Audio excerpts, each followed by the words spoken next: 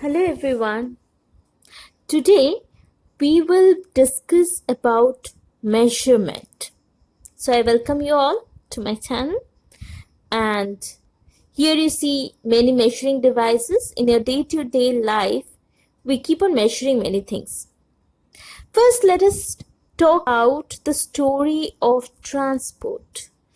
So if we on today's date think of transport, we have many modes of transports.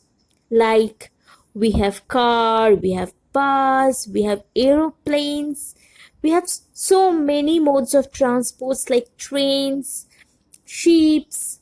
Okay, so but this was not how people had been traveling earlier.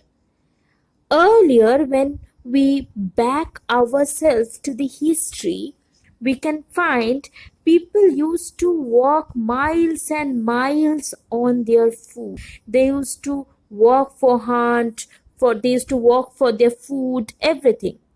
Then they started making use of animals to travel from one place to another because walking miles together was difficult.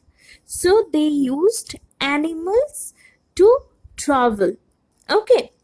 Then there was the discovery of wheel. So the wheel was discovered, and then we have the wheeled vehicle like the chariots. Usually we will find the goddesses coming on chariots.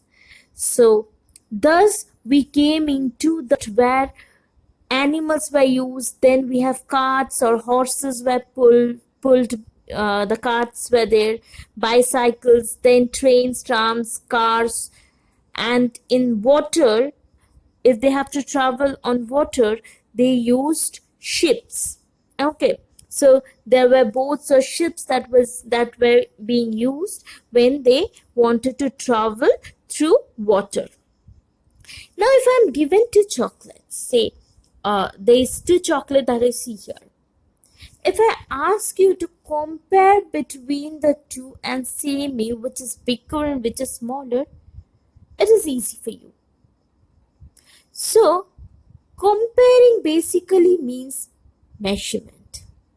So if I have to find the length of this particular desk, and you are given a pencil, okay, and you are supposed to find the length, you will keep on shifting the pencil and you will find the length and you will say how much is it.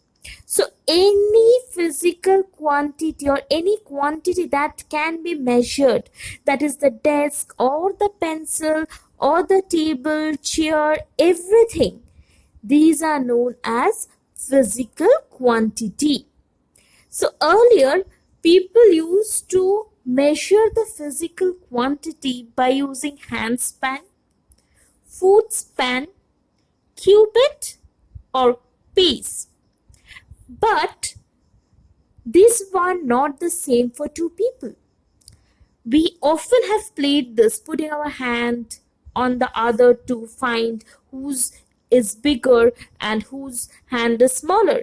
So thus you can understand the hand span of two people will not be the same. So that created a lot of problem. Thus coming in, we had the standard units which was common throughout the world. Like 1 centimeter for me will never be different from 1 centimeter of air on this.